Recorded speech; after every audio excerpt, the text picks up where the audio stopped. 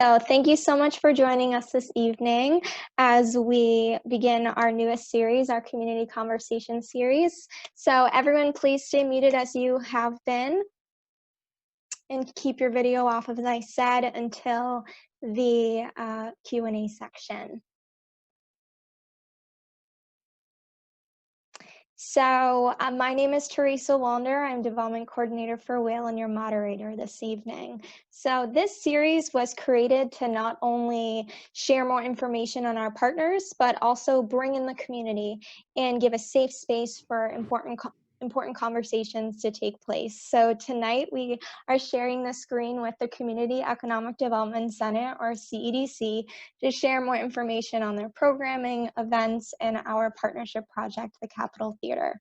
So tonight we have Executive Director Corinne Williams and Deputy Director Brian Pastore with us. So welcome, Corinne and Brian. Hi, everybody.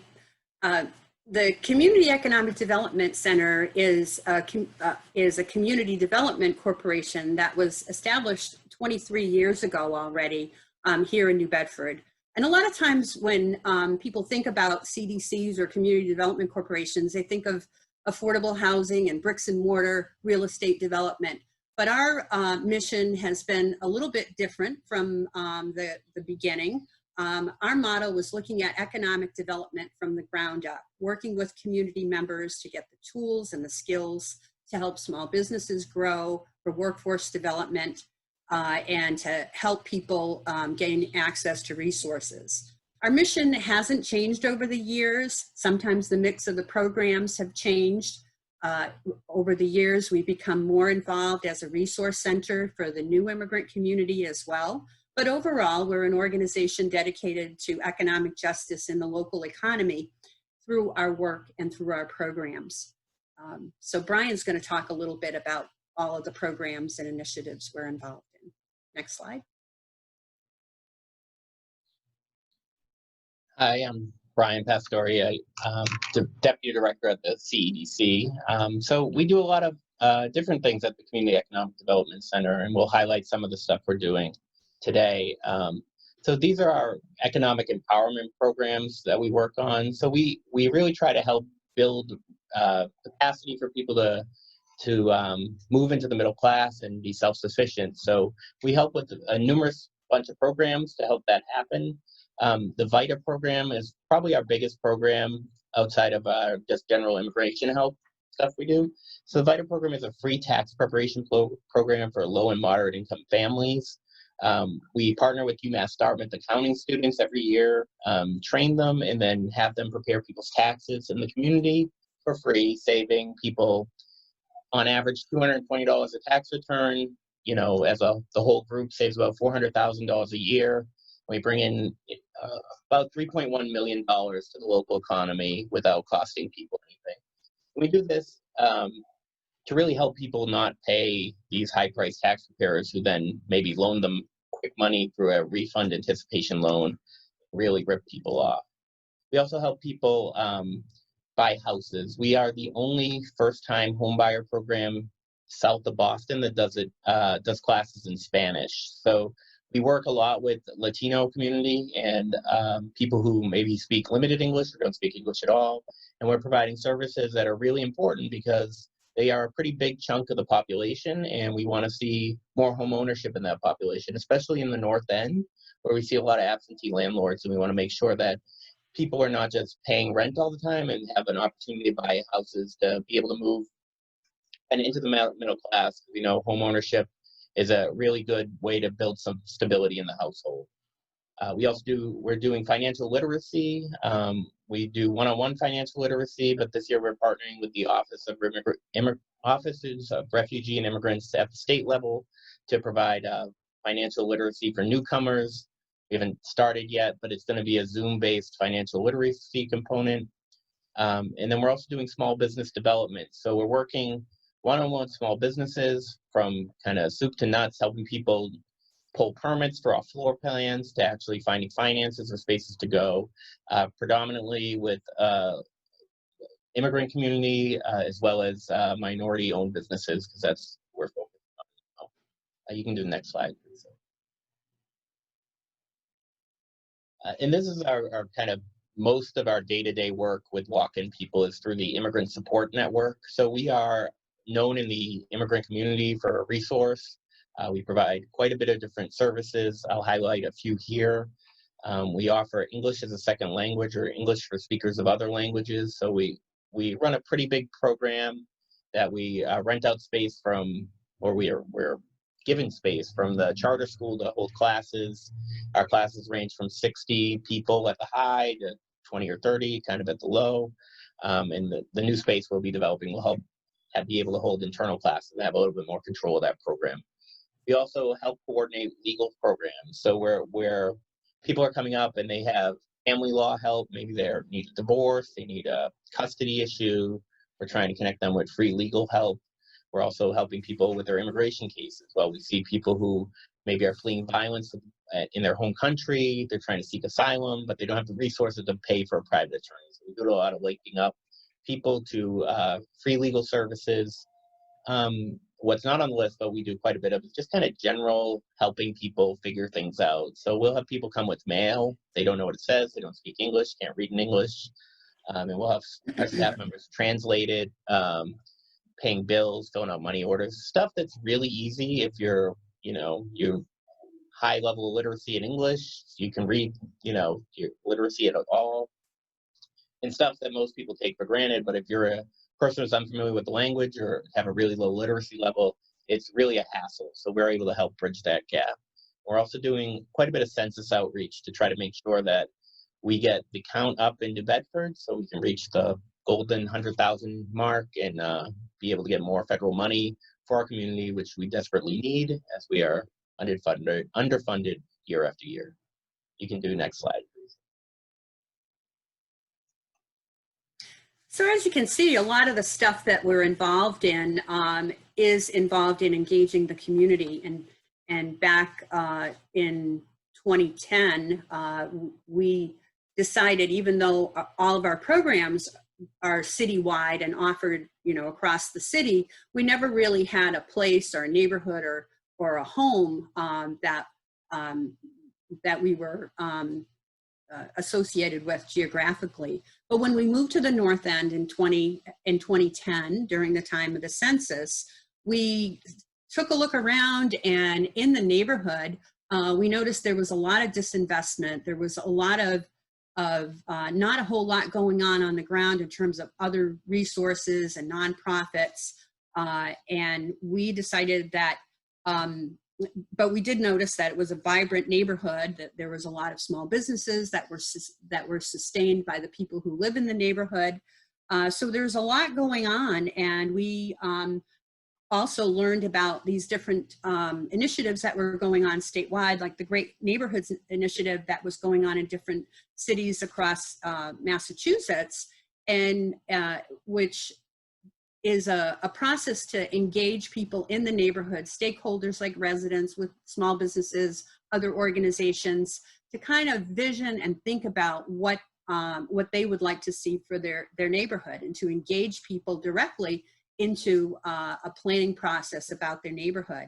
And so through this process, we pulled together over 350 people in a series of meetings to talk about the kinds of needs and the kinds of things that they would like to see and how to develop potential in the neighborhood. As you can see on this slide, the outgrowth of that, the engagement of that, has been some of the smaller action projects that came out of through these initiatives. Next slide. And through this whole process of working with the community, we've been able to engage in public art projects, beautification projects, working with the Mayan Guatemalan community to put together the Mayan festival every year. So these are smaller scale ways of really engaging folks in the community to begin this process of ownership of people in the neighborhood, to define what kind of needs that they would like to see. And as time went on, the other slide mentioned something about Love the Ave. Great Neighborhoods became Love the Ave, which is sort of a multi-stakeholder group that convenes on a regular basis. It includes city departments, other nonprofits that might be outside the neighborhood, residents, small businesses, and we kind of get together and share resources and think about the future of the neighborhood and how to improve the neighborhood. And that's where our partnership with Whale started. Whale had been working with the Strand Theater and the Cape Verdean Association to develop that project, and also kind of we started the conversations with CEDC about these other kinds of needs that we were identifying and the gaps that we noticed in the neighborhood. And from there began the conversation about the Capitol Theater. So next slide. So doing quite a few community conversations, maybe 4 or 5 years ago now, we were able to figure out a few issues that really kind of the community wanted to work on. And some were things that we weren't able to kind of work on, including public safety and looking for more access to public safety resources. But other issues through these great neighborhoods meetings, which were done in English, Spanish, and Portuguese. We had over 300 people attend them. And we really talked about what can happen in the neighborhood. What do people want to see happen? So some items that came out is people wanted safe and quality, affordable housing, because sometimes housing's affordable in New Bedford sometimes, but it's not quality. It's really dumpy apartments. So people really want a good, safe place to live. They wanted access to services for both youth and adult learning. So, after school programs for kids, which is kind of a dearth in the North End. There's not very much that's going on, but also places where adults can learn English or other vocational skills they're looking to hone to help better their job perspectives. And then services to just access legal or professional services. You want to go see a dentist, you want to see a lawyer, you want to go to see a doctor, you have to go downtown typically for that stuff. So trying to bring that stuff to really localize the neighborhood, because most of the other stuff in the neighborhood is walkable. You can go to a grocery store, you can get, go to a nice restaurant, you can go to the pharmacy. It's all very much here except for those key issues. So kind of having a holistic economy around what people need in the neighborhood was a big focus. And then also having an opportunity for people who have an idea and maybe a little bit of money, but not quite enough to kind of really go whole hog into an idea to be able to start a business. So looking at how to help people do food-based businesses or craft-based businesses, specifically immigrants who maybe have more barriers to funding and resources, and how do we get them an opportunity to test their market and see, will this fly or won't it? So that was kind of the stuff that came out, and the Capitol Theater is a way that we're trying to respond. And next slide, and Corinne will go into that. Okay, so this is the Capitol Theater tour. I did a tour last Friday on Whale's Instagram, gave a little sneak peek of the inside of the building, gave some history on the project, and what will be brought and transformed into this new building. So we can watch this tour, and then we'll head on, continue the presentation after this. Hello and good morning. Thank you so much for joining me today. My name is Teresa Wallander. I'm Development Coordinator for Whale. Today I am continuing our live virtual tour series, and I'm showcasing the Capitol Theater, one of our North End projects. This project is in partnership with the Community Economic Development Center, or CEDC. They are located in the North End, and this project is really going to help them to expand their current services they have and be able to add some more services that are really needed for the North End and New Bedford in general. So let's showcase the Capitol right now. So here's the Capitol building. And this building was originally known, or historically known, as the Alan Charette building. And you can see up there that there's the Alan Charette sign. And then over here we have the Capitol sign. So it's nice that it has both names on there. This block was actually known as the Alan Charette block as well.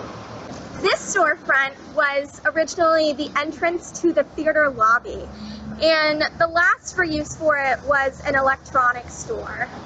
And the storefronts, there are 6 storefronts, and there are a bunch of office spaces upstairs that will be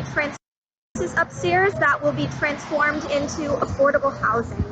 And we haven't really done any actual restoration work to the building, but we have started to assemble finances.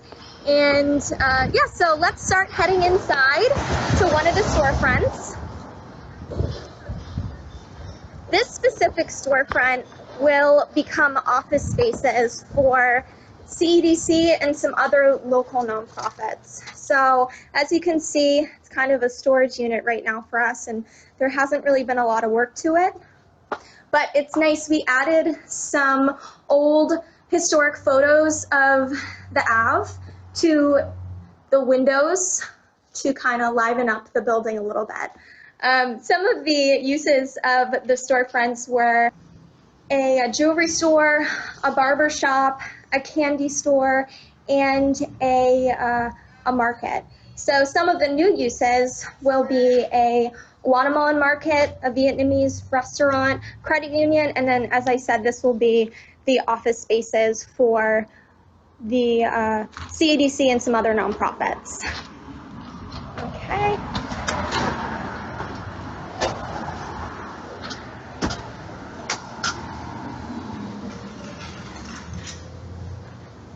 And right now we have a CPA sign in this window because the CPA helped us to acquire the building, buy the building, and also we have gotten some CPA funds to help restore the roof of this building. The roof definitely needs, you'll see in the theater entrance, in the rear theater, that there is some holes in the roof. There's a market right now here, and then there's also the Family Redemption Center, and they currently are working, they have created the theater to be a warehouse right now. So, okay. So right now we're gonna head up to the apartments upstairs, soon to be apartments. And some of the previous uses of the second floor, there was a dentist, there was a music teacher, there was a lawyer, there was an insurance agent upstairs, and now it will be 6 affordable housing units. And this is our capital cat.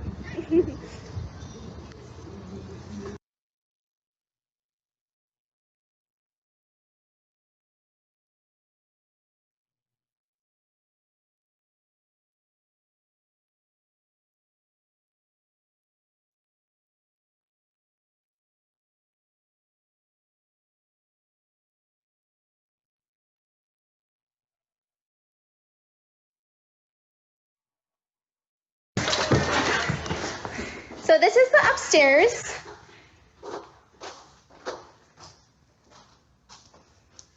This used to be the dentist's office. This is one of the nicer office spaces.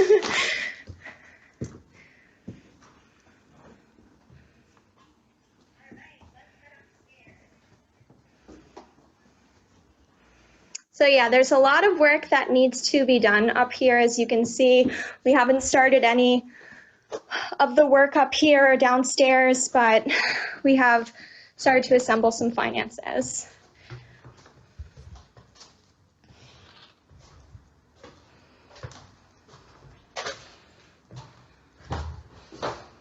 So these apartments will be, they're affordable housing, so there's going to be mixed income apartments.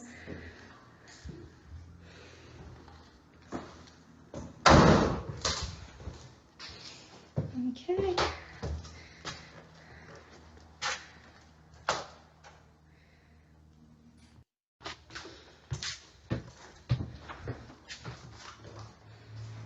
So you can see there's quite a bit of work to do. So the Capitol Theater was built in 1920 between September 1919 and November 15th, 1920. And it's a 25,000 square foot building.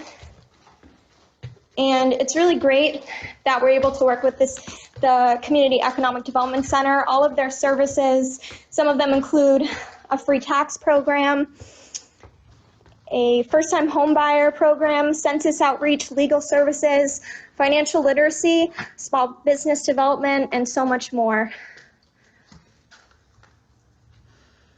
Okay, so we can start heading to the rear theater space.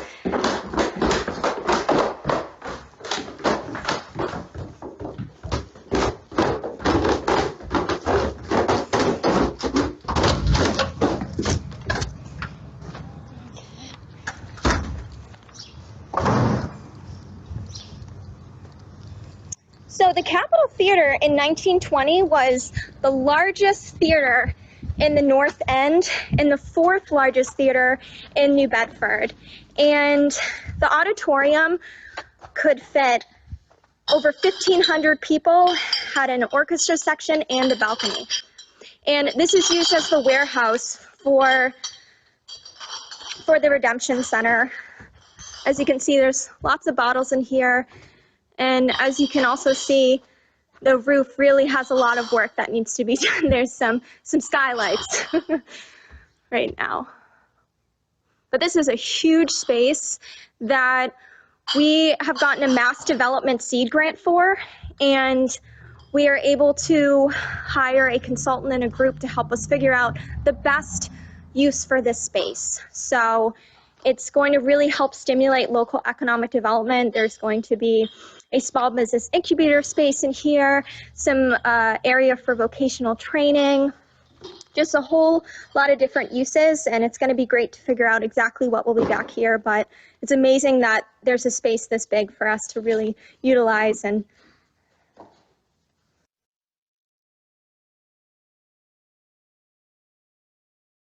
so that was the Capitol tour, and now we're going to head back on over to Corinne, and she's going to talk a little bit more about the reuse.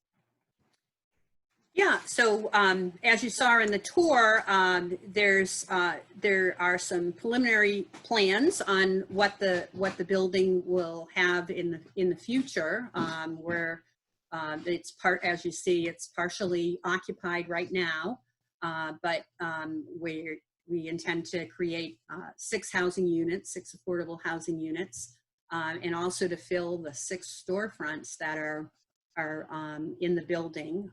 There's already an existing Guatemalan market, and of course the expanded office space for the CEDC for our programs. And we also currently partner with a couple of smaller nonprofits, Groundwork South Coast, that runs youth programming, and the Mass Migrant Education Program that is also involved in English for speakers of other languages and other kinds of community support for the migrant community. We also are in conversation with someone who has a Vietnamese restaurant in the Boston area, who's very interested in relocating to the site. And we are partnering with South Coast Credit Union, who we're already currently partnering with for a small branch, to have a small branch located within the center.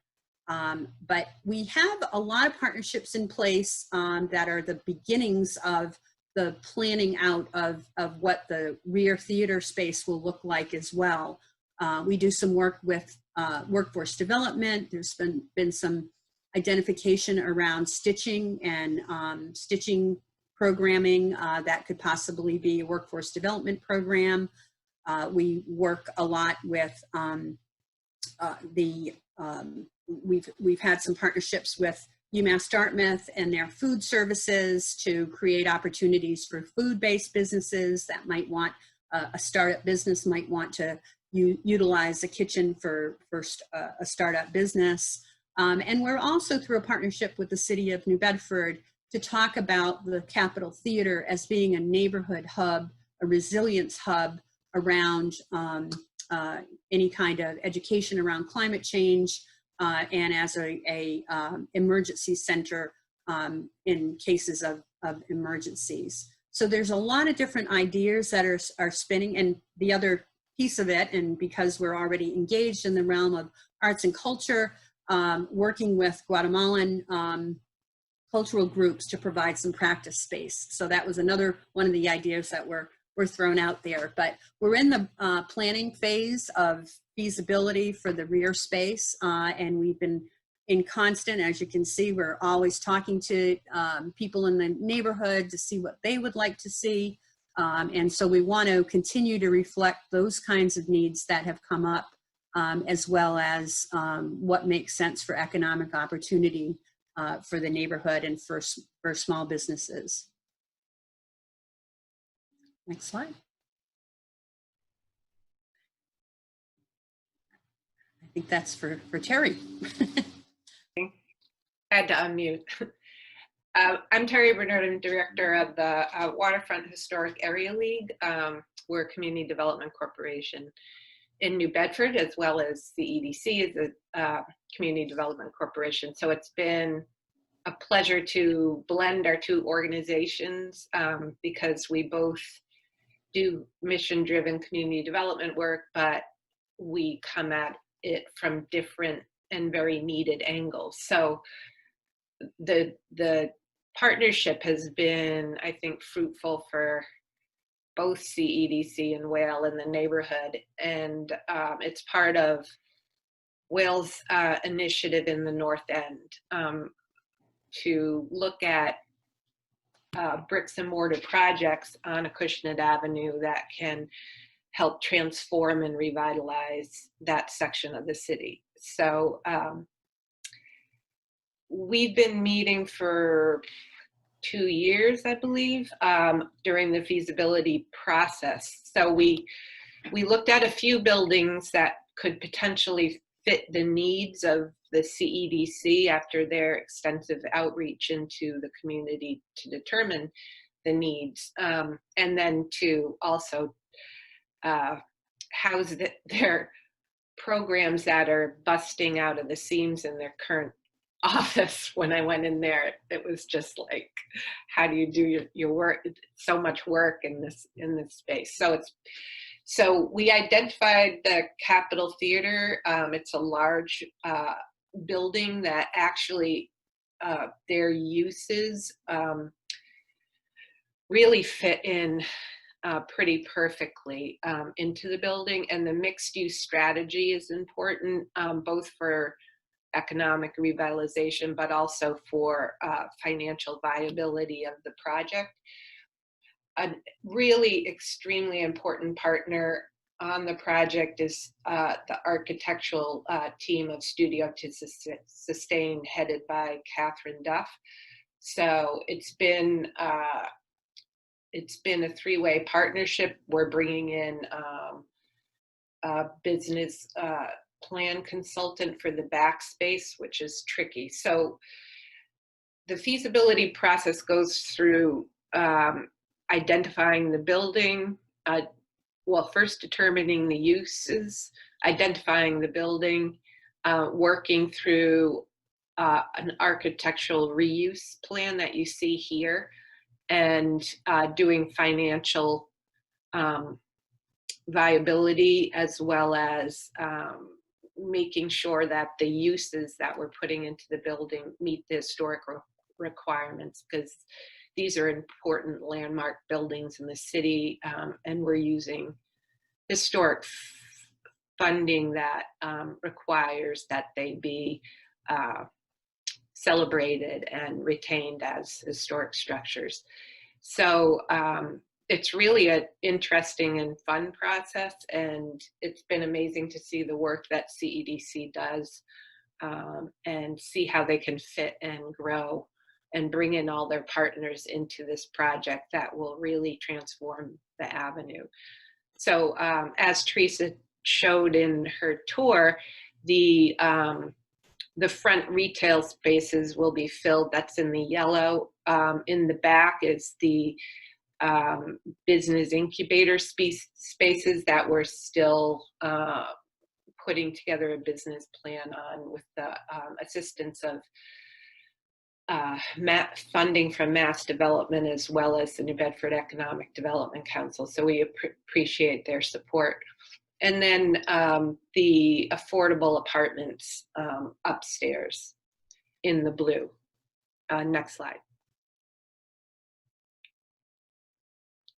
So you can see the condition of the building.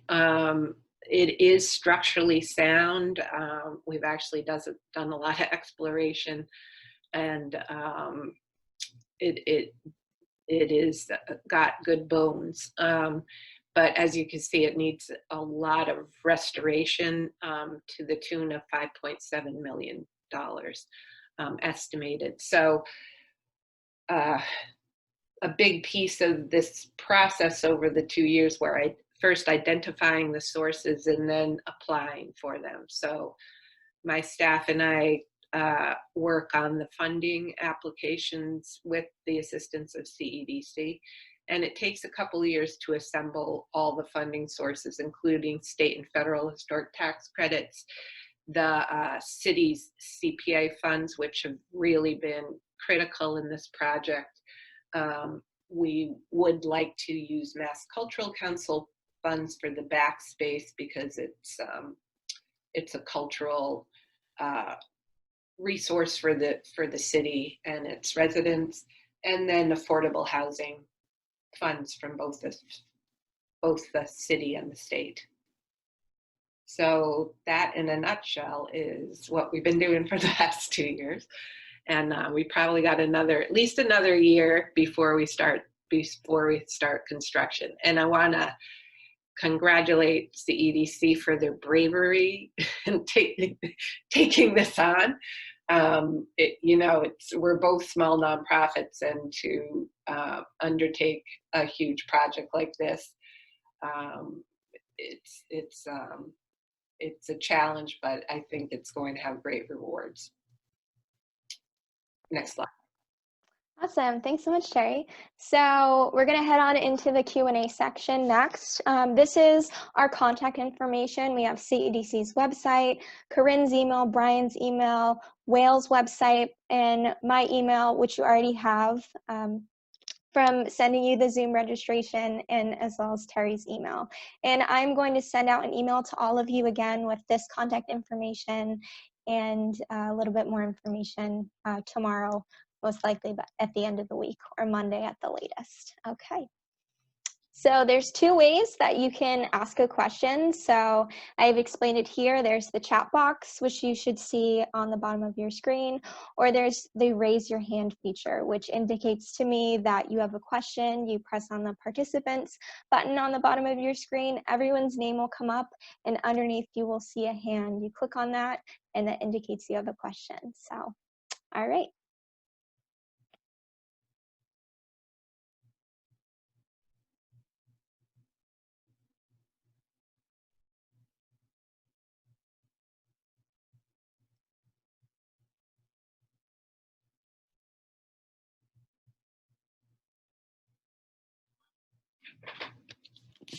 Ben, I see you have a question. Yeah, so I'm have to take some photos of my daughter for graduation today, so I'm loading up. But with the food incubator, have you been looking into? I mean, this is really, I guess, more of a board question, but have you looked into Mass Department of Ag and some of the funding that they have available for food facilities? Oh, I'm not muted. No, that's a great suggestion, Ben. Thank you. And we will be doing that. Right now we're testing the feasibility of the culinary incubator. But we do. That's a great suggestion. So we'll be. Well, and I'm happy to help with that too. So. Oh, great. Okay. Well, you'll be getting an email from me. Thank you. All right. All right, thanks, Ben.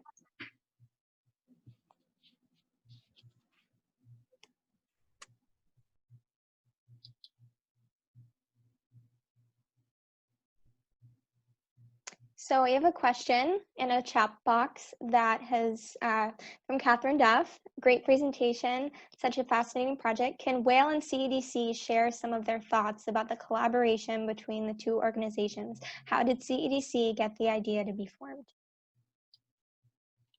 Well, like I said, through some of the efforts of working with Love the Ave, which originally was great neighborhoods, but pulling together these broader collaboratives of different organizations getting involved in looking at different aspects of neighborhood development.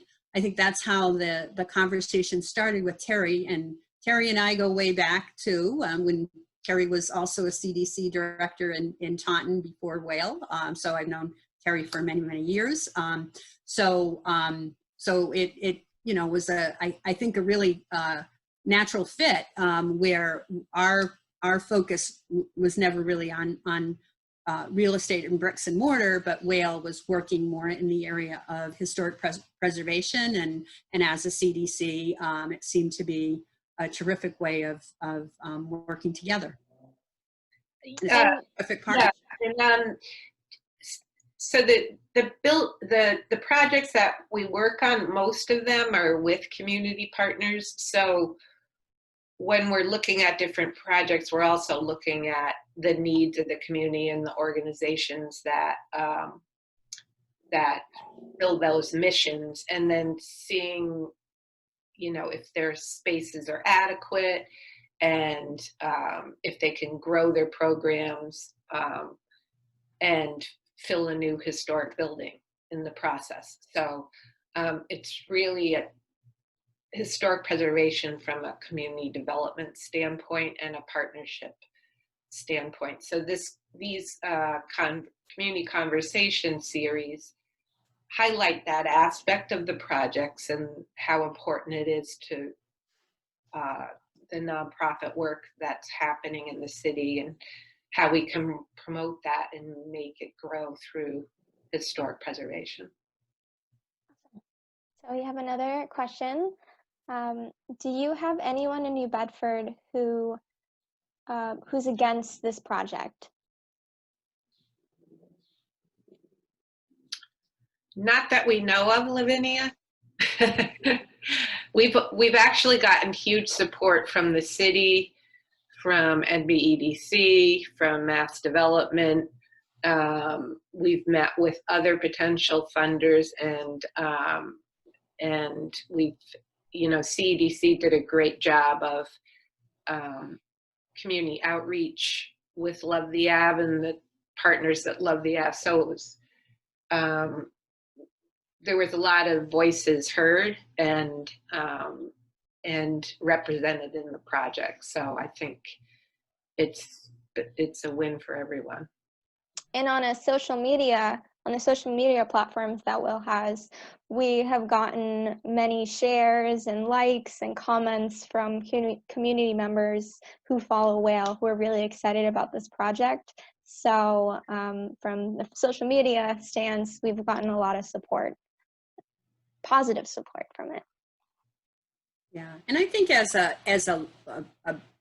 building that covers almost a whole city block, it really is substantial to make a difference on Acushnet Avenue. So we work with a lot of the mom and pop small businesses in the smaller locations, and there is still block by block. We're kind of going block by block looking at the commercial corridor, but having an impactful, substantial part of the Acushnet Avenue area, I think will really make a difference and really transform the neighborhood. And that's what's so exciting to us. And also, the restoring this building, which is so important to the Ave, and the architectural design that S2S is doing, Catherine's architectural firm, it's going to be absolutely stunning building. And I have to call out Rachel Allison on my staff, who's working on the project with the team, and her historic preservation expertise So it's a good team effort. And I did want to add, Corinne, CEDC, they've been trying to expand your service. You've been trying to expand your services for a while, and you've looked at other spaces. And about, I think it was 10 years ago, you looked at the Capitol Theater as a potential space. So it is kind of a full circle that you're going back to this building. So it's very exciting that you saw this building, and now you're able to bring that dream into fruition. So. Yeah, we were, the previous owners were looking to redevelop the building and unfortunately weren't able to, but we were planning to move in some office space on the second floor. So it is full circle, like you said, and without the efforts of Whale and the team, and with Catherine, it wouldn't be possible. But it is a big undertaking, which requires tons and tons of partnerships, and we're just really grateful and thrilled to be working with Whale on this. And I think one of the both challenges and great opportunities with this building is that it is what's known in kind of the historic preservation world as a white elephant building. Historic theaters are just really, really difficult buildings to rehabilitate into other uses, just because they were designed and built as this very single use building.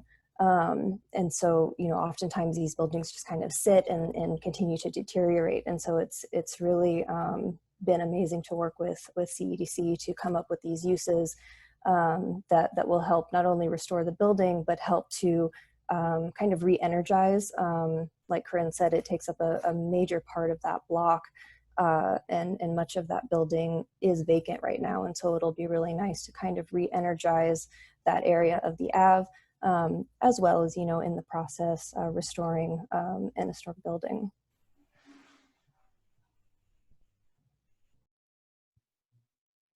Anyone else have any comments or questions they'd like to ask? Yeah, I think that's a really good point, Rachel. It seems like we over the years, many years ago, I remember we at CEDC, we did some feasibility studies around, because we were also kind of looking at the possibility around a community center. And with community development financing, it's really difficult for a single use for one building. So I think even though there's a level of complexity of the Capitol Theater with all the different mixed uses, at the same time enables us to look for the financing that we can put the right mix together to make this a viable kind of both community center and economic development engine and affordable housing. So we're excited to take on all those different levels.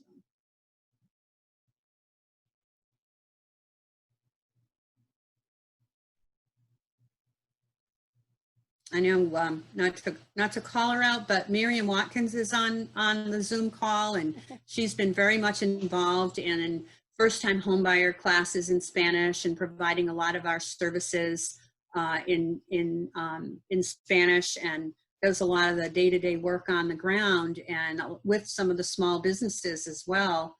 So I don't know if you have a couple of comments, Miriam, to talk about some of your perspectives around the neighborhood and the work that you're doing day to day.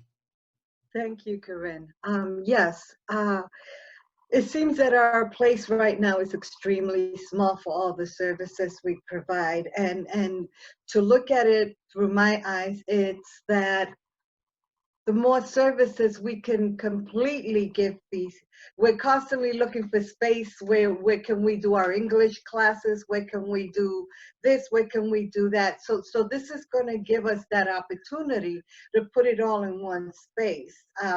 Keeping in mind that as we grow, our community grows. As our community grows, we all benefit from it. So this is something that's very important to me. So if we don't have any more questions, we can head off soon. I want to thank everyone so much for joining us into this community conversation. This is the first of many. Our next one is with Your Theater on August 27th at 5 over Zoom as well. And we hope you enjoyed. Look out for an email with me with our contact information and some other information as well. So thank you so much and have a great rest of your week and weekend. Thanks. Thank you, Thanks, Teresa. Teresa. Thanks. Thanks, Teresa. Yeah.